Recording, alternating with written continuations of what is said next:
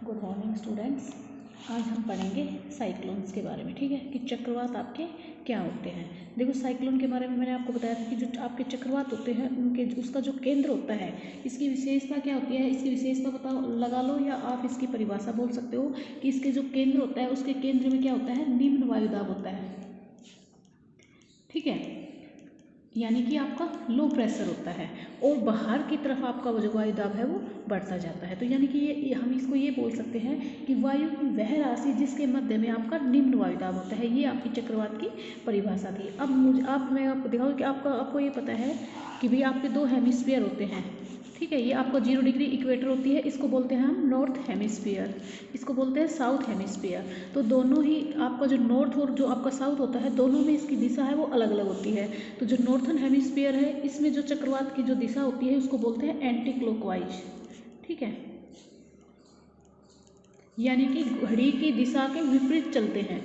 और जो आपका साउथन हेमिस्फीयर होता है उसमें जो ये चलते हैं आपको क्लॉकवाइज, जैसे आपकी घड़ी चलती है उस टाइप में। आप इससे भी देख सकते हो कि भाई जैसे ये आपका नॉर्थन हेमिस्फीयर है, इसका डायग्राम मैंने बनाया हुआ है कि इसके जो केंद्र है इसको बोलते हैं आपका केंद्र या सेंट्रल। ठीक है, इसमें आपका निम्न वायुदाब मिलेगा, बाहर की तरफ आपका जो वायुदाब है वो बढ़ता जाएगा। ये आपकी क्या है, समभार रेखाएं हैं, यानी कि समान वायुदाब वाले स्थानों को मिलाने वाली रेखाएं हैं, उसको आइसोबार बोलते हैं। तो इसमें जो हवाएं हैं वो देखो एंटी क्लॉकवाइज, यानी कि यहाँ आप जैसे घड़ी है आपकी कैसे चलेगी, घड़ी आपकी ऐसे चलती है, तो ये आपका उत्तरी गोलार्ध है तो इसमें एंटी क्लॉकवाइज ऐसे हवाएं चलती है। और ये आपका साउथर्न हेमिस्फीयर है, इसमें आपकी ये घड़ी की सुई के बिल्कुल यानी कि क्लॉकवाइज चलते हैं। इसमें जो आपकी पौने हैं वो इस टाइप से चलती है। ठीक है, ये आपके थोड़ा मैंने बता दिया था कि भाई नॉर्थन हेमिस्फीयर में इनकी दिशा क्या होती है। नॉर्थन हेमिस्फीयर में इनकी दिशा एंटी क्लॉकवाइज होती है, और जो आपका साउथर्न हेमिस्फीयर है यानी कि आपका दक्षिणी गोलार्ध है, उसमें जो चक्रवात आते हैं वो आपके क्लॉकवाइज चलते हैं। ठीक है, अब हम इनकी विशेषताओं के बारे में पढ़ेंगे, यानी कि कैरेक्टरिस्टिक्स क्या है इनकी, क्या क्या विशेषताएं हैं, किन चीज़ों को हम साइक्लोन के अंतर्गत रखते हैं। इसमें जो आपकी पहली आती है वही आती है कि इसके केंद्र में आपका निम्न वायुदाब पाया जाता है, यानी कि लो प्रेशर पाया जाएगा।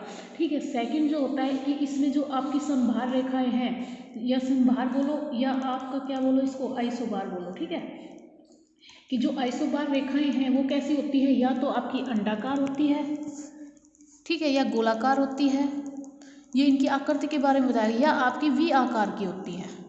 ठीक है, ये क्या है आपकी जो आपकी आइसोबार रेखा है उनकी आकृति के बारे में बताया। जो आपका थर्ड पॉइंट बनता है उसमें ये पॉइंट बनता है कि इसमें जो पौने हैं आपकी वो कैसी होती है, तेजी से केंद्र की तरफ चलती है, केंद्र की तरफ चलती है। यानी कि मैं ये बोलूँ भाई केंद्र की तरफ चलेंगी तो पौने कैसे चलेंगी, तेजी से। ये केंद्र है तो चारों तरफ से पौने केंद्र की तरफ चलेंगी, तो इसको क्या बोलेंगे, अभिसरण होना। ठीक है, जैसे एक बल मैंने आपका क्या बताया था, अभिसरण, और एक आपका अपसरण बल होता है। तो इसमें अभिसरण होता है तब क्या होता है कि चारों तरफ से पौने केंद्र की तरफ चलती है, और अपसरण में क्या होता है कि केंद्र से बाहर की तरफ आना। ठीक है, ये आपका अपसरण होता है। जो आपका फोर्थ पॉइंट बनता है विशेषता में वो आपका आता है कि मैंने अभी इसको बताया था कि जो आपका नॉर्थर्न हेमिस्फीयर है उसमें इस जो चक्रवात है उसकी गति क्या होती है, एंटी क्लॉकवाइज होती है। देखो, ये इसकी विशेषताओं में भी आते हैं और ये मैंने आपको पहले भी समझा दी थी। और जो आपका साउथर्न हेमिस्फीयर है उसमें इसकी दिशा कैसी होती है, क्लॉकवाइज होती है। ठीक है, ये आपका जो फिफ्थ पॉइंट बनता है वो इसमें आता है कि जो आपका चक्रवात है उसमें वायु क्या होती है आपकी, एक बार तो आपको ऊपर से नीचे की तरफ उठती है, लेकिन केंद्र में जाने के बाद वो वायु ऊपर उठ जाती है, ऊपर यानी कि वायु ऊपर उठकर क्या करती है आपकी, वर्षा करती है। ठीक है, नेक्स्ट पॉइंट आपका आता है, यानी कि आमतौर पर जो ये चक्रवात होते हैं इसके दक्षिणी भाग में जो वायु है वो गर्म होती है और उत्तरी भाग में वायु आपकी ठंडी होती है। इसी चक्रवात के बारे में बताया कि जो आपका दक्षिणी भाग है उसमें वायु आपकी कैसी मिलेगी, दक्षिणी भाग में जो आपकी वायु है वो कैसी मिलती है, गर्म, और जो उत्तरी भाग होता है उत्तरी भाग में वायु आपकी ठंडी मिलेगी। ठीक है, ये आपकी चक्रवात है उसकी विशेषताएं हैं। अब इसके टाइप्स आते हैं, टाइप्स ऑफ साइक्लोन में।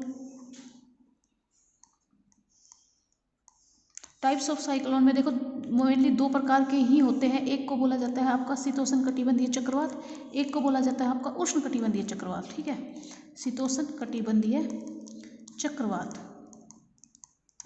एक को बोला जाता है उष्ण कटिबंधीय चक्रवात।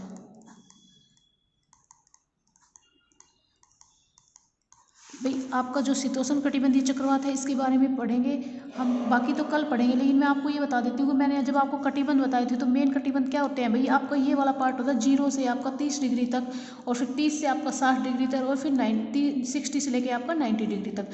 तो जो ये वाला पार्ट होता है इसको बोला जाता है आपका उष्ण कटिबंध, ठीक है। और जब 30 से 60 डिग्री के बीच होता है उसको बोला जाता है आपका शीतोष्ण कटिबंध।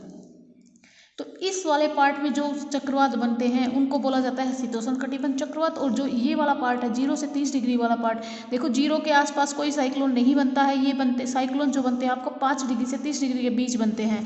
आप यानी कि 0 से 5 डिग्री तक आपका कोई साइक्लोन नहीं बनेगा। उसका कारण मैंने बताया था कि यहाँ पे आपका जो कोरियोलिस फोर्स होता है वो आपका शून्य होता है, इस कारण से यहाँ चक्रवात नहीं बनते हैं।